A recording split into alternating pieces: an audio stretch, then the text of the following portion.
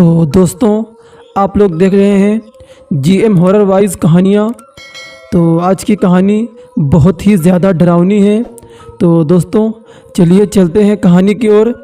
मैंने और मेरे दोस्त मुन्ना ने एक रात रेगिस्तान में कैंपिंग करने का फ़ैसला किया। अपने रोमांचक सफ़र पर निकलने से पहले हमने खाने पीने की सारी चीज़ें ले ली और साथ सारा सामान ले लिया और एक वीरान रेतीली जगह चुनकर वहां हमने अपना टेंट लगा लिया। अंधेरा हो चला था और ठंड भी बढ़ने लगी थी, तो हमने वहां आग भी जला ली। खाना खाकर जैसे ही सोने हम लोग लगे तो रेत में पास ही किसी के मौजूद होने की आहट आई। तो मैंने फ़ौरन मुन्ना अपने दोस्त को बोला कि यार कुछ गड़बड़ है। तो फिर मुन्ना ने टॉर्च निकाली और आसपास देखा तो हमें पता चला कि कोई हमारे टेंट के पास बैठा हुआ है और उसकी पीठ हमारी ओर थी और वो शायद सिगरेट पी रहा था, क्योंकि धुआं उसकी तरफ से निकल रहा था और सिर के बाल उसके बहुत छोटे छोटे थे और उसका सर के पीछे एक लंबी सी चोटी भी थी। तो हमने हैरत से पूछा कि अपने दोस्त से कि यार इस सुनसान जगह में, इस रेतीली जगह में ये कौन आदमी है जो हम लोगों को बहुत ही अजीब सा लग रहा है। और हम लोग फिर इसी तरह आपस में बातें करने लगे। फिर कुछ देर बाद हमने सोचा कि इसके पास जाकर इस आदमी से पूछते हैं कि तुम कौन हो और यहाँ क्या कर रहे हो। तो मैंने और मेरे दोस्त मुन्ना ने जाकर उसे आवाज़ दी, पर वो आदमी नहीं पलटा। हमने फिर से उसे आवाज़ दी और पूछा कि अरे भाई आप कौन हो। फिर इस बार उसने हमारी ओर देखे बिना ही अपनी मुट्ठी में रेत भरी और पीछे हमारे ओर फेंकी। तो हमें लगा कि शायद ये कोई पागल सल्फिरा इंसान है और हमने दोनों ने वापस टेंट में जाने में ही अपनी भलाई समझी। और कुछ देर हुई तो वो रहस्यमयी इंसान बैठे बैठे ही हमारी ओर सरकने लगा और अब भी उसकी पीठ ही हमें दिख रही थी। और ये देखकर हमारे तो रोंगटे खड़े हो गए। और वो आदमी छोटे छोटे बच्चों की तरह घिसट घिसट कर वो हमारे टेंट के 10 फीट की दूरी पर आ गया। और अब हमें डर भी लग रहा था और गुस्से में भी बहुत हम लोगों को आ रहा था। फिर मेरे दोस्त मुन्ना ने उसे फ़ौरन ललकारा कि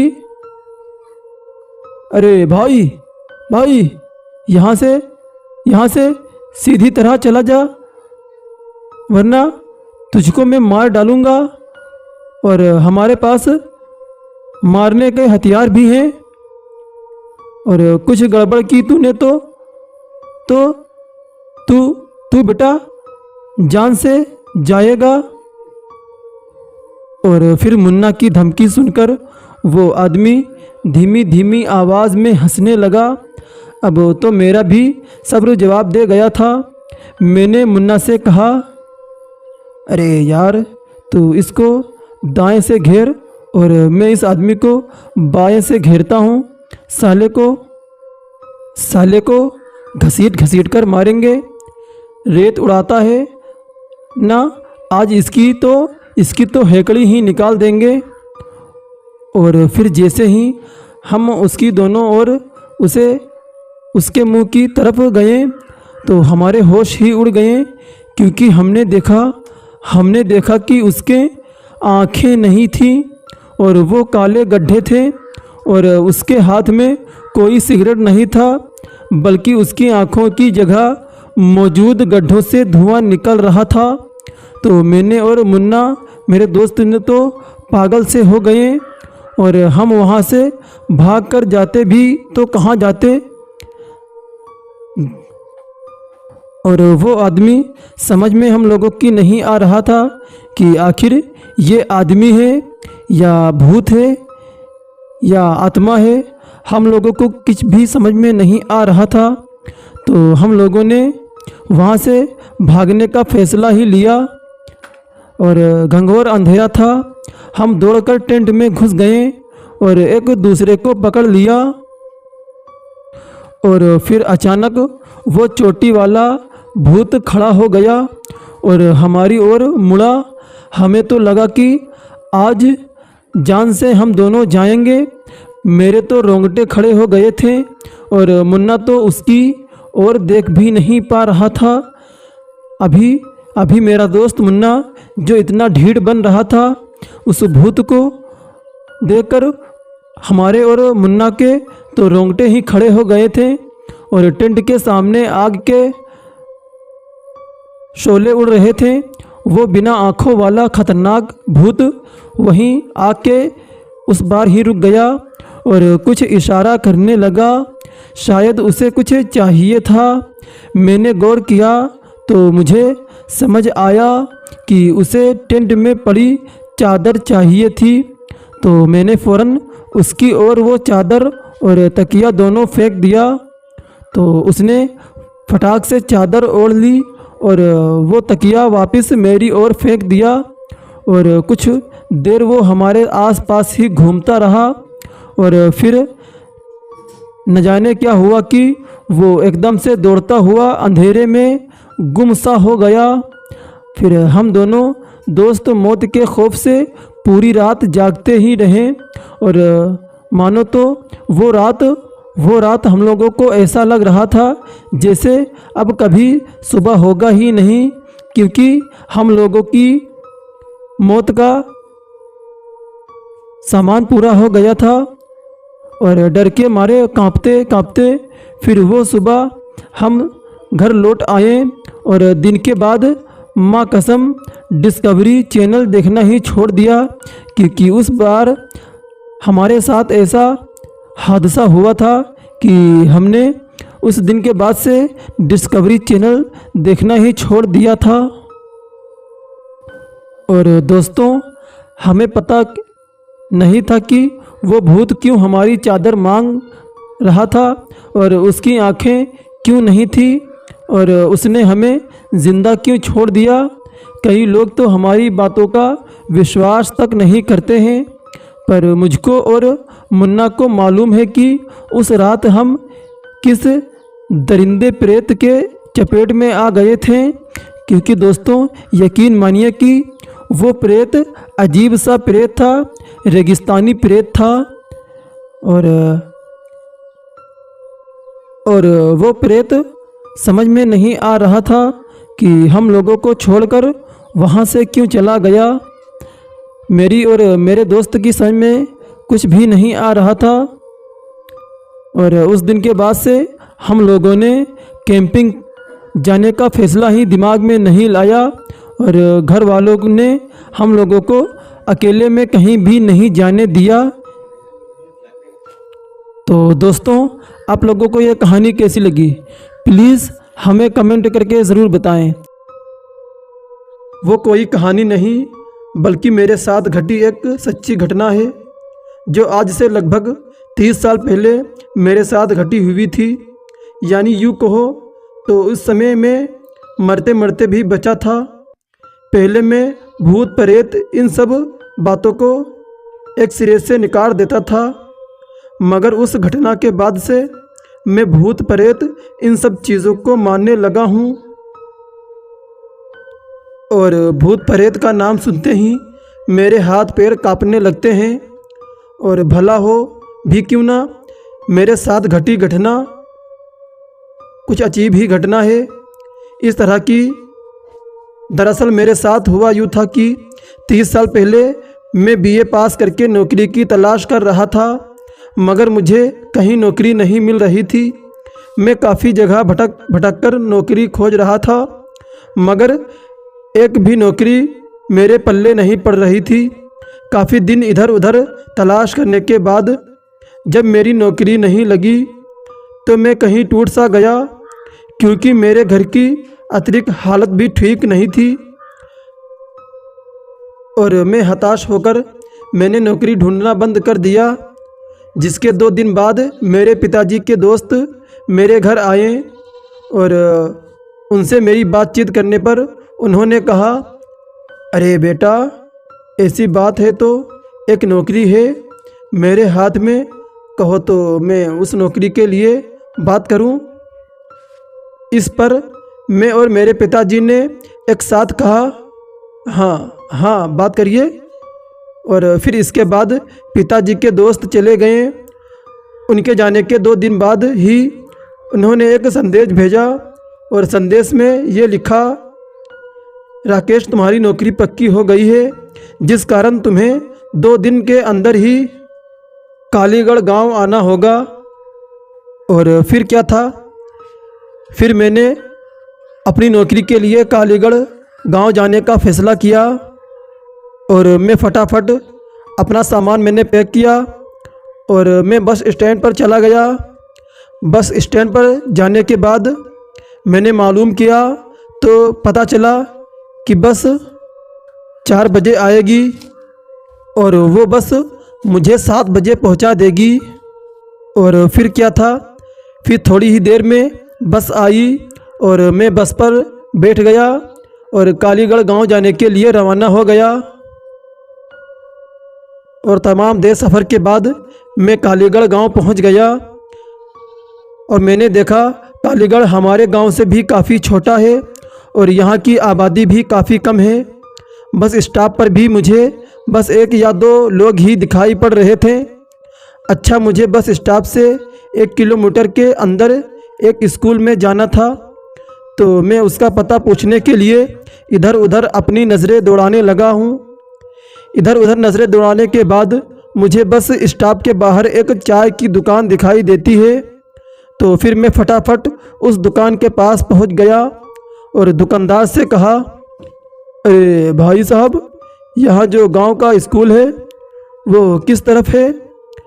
और फिर मेरे पूछने पर उस चाय वाले ने बोला, अरे भैया, गांव का स्कूल वो तो आगे जाकर बाएं तरफ वाले रास्ते में है।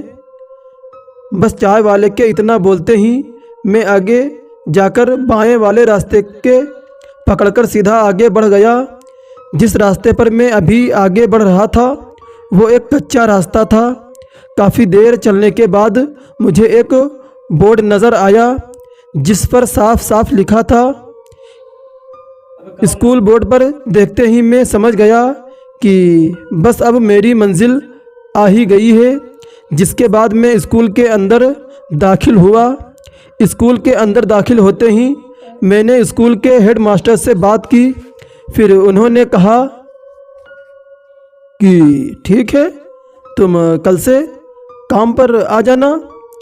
दरअसल मेरी ड्यूटी स्कूल के चपरासी के रूप में लगी हुई थी, पर मेरी पगार अभी थोड़ी कम थी, मगर मैं कर भी क्या सकता था। घर की अतिरिक्त हालत भी कुछ ठीक नहीं चल रही थी, इसी कारण मुझे ये काम करना ही पड़ा। हेडमास्टर से बात करने के बाद स्कूल से बाहर निकलते ही मैंने अपने मन ही मन में कहा, चलो यार, नौकरी तो हो ही गई, अब रहने के लिए कोई भी घर देख लिया जाए। और फिर इतना कहते ही मैं घर ढूंढने के लिए इधर उधर देखने लगा और काफ़ी ढूंढने के बाद मुझे पता चला स्कूल से थोड़ी दूर पर एक खाली घर है। बस उस घर का पता मिलते ही मैं सीधा उस घर के पास गया। घर के पास पहुंचते ही मैंने देखा कि मानो वो घर कई सालों से बंद हो। घर के मकान मालिक से बात की, पर उन्होंने कहा, अरे वैसे तो कोई दिक्कत नहीं भाई, मगर गांव वाले मानते हैं कि इस घर में भूतों का बसेरा है। पर अगर आप इस घर में रहने वाले हैं तो कोई बात नहीं, आप ही की जिम्मेदारी होगी, मेरी कोई जिम्मेदारी नहीं होगी। और फिर क्या था, उन दिनों भूत प्रेत इन सब चीज़ों को मैं नहीं मानता था। तो मैंने मकान मालिक से बात की और फिर हामी भर दी। फिर क्या था, मकान मालिक से घर की चाबी लेकर मैं उस घर के अंदर दाखिल हुआ गया। दाखिल होते ही मैंने देखा कि घर के अंदर काफ़ी जगह पर मकड़ी के जाले लगे हैं और घर के अंदर काफ़ी धूल भी जमी हुई है। इसके बाद मैंने फटाफट से एक कमरा रहने के लिए साफ़ किया। इतनी देर में आसमान में सूरज की तेज़ किरणों की वजह से चांद की मध्यम रोशनी ले ली। मैं काफ़ी थक गया था, जिस कारण हल्का फुल्का खाकर मैं भी अपनी बिस्तर पर लेट गया। और काफ़ी लंबा सफ़र है और इतने दूर तक आने के बाद कब मुझे नींद आ गई मुझे पता ही नहीं चला। फिर अचानक से मेरी नींद काफ़ी तेज़ बदबू आने से खुली। आँख खुलते ही मैंने जब इधर उधर नज़र घुमाई कि बदबू कहाँ से आ रही है, तो मैंने देखा कि मैं मेरे कमरे का दरवाज़ा तो बंद करके सोया था, मगर अचानक कमरे का दरवाज़ा कैसे खुला हुआ है। तो फिर ये दरवाज़ा खुला तो खुला कैसे, और जैसे ही मैंने अपने बगल में देखा तो एकदम से मैं चौंक सा उठा और मैं कांपने लगा और मैं पसीने से पसीने हो गया, क्योंकि मेरे बगल में औंधे मुँह एक आदमी लेटा हुआ था। मगर ये आदमी आया तो आया कैसे। और याद है कि मेरे सामने तो कोई भी आदमी नहीं आया था। और फिर मैंने उस आदमी को हिलाया तो उस आदमी ने एकदम से उठकर बैठा। तो उस आदमी को देखकर डर के मारे मैं कांपने लगा, क्योंकि उस आदमी का पूरा चेहरा पूरी तरह से जला हुआ था और उस आदमी की दोनों आँखें भी नहीं थीं। और ये देखकर मैं समझ गया कि ये आदमी कोई इंसान नहीं बल्कि भूत है। और गांव वाले सच कहते हैं कि इस घर में भूतों का बसेरा है। ये देखते ही मैं बिस्तर से कूदा और सीधा भागकर गांव के चौक पर गया। रात भर चौक के मंदिर में ही पूरी रात बिताई मैंने और फिर सुबह पूरी बात गांव वालों को बताई। तो मुझे पता चला कि तकरीबन आज से 10 साल पहले एक आदमी उस घर में रहा करता था और फिर अचानक उस घर में आग लग जाने के कारण उस आदमी की मौत हो गई। और फिर उस आदमी की आत्मा उसी घर में भटकती है। और फिर इसके बाद मैं मकान मालिक को उस घर की चाबी सौंप दिया और भागकर वापस अपने घर आ गया। और फिर उसके बाद मैं उस स्कूल में कभी नहीं गया और मैंने अपने पिताजी के दोस्त से नौकरी के बारे में कोई भी बात नहीं की, क्योंकि इस घटना के कारण मैं इतना डर गया था कि अब मुझे बाहर जाने में भी डर लगता था। तो दोस्तों, आपको ये कहानी कैसी लगी प्लीज़ हमें कमेंट करके ज़रूर बताएं और इसी तरह की डरावनी कहानियाँ सुनने के लिए हमारे चैनल को सब्सक्राइब करें और बेल आइकन को भी दबाएंगे, ताकि हमारी जो नई वीडियो अपलोड हो सबसे पहले आप तक नोटिफिकेशन पहुंच सके।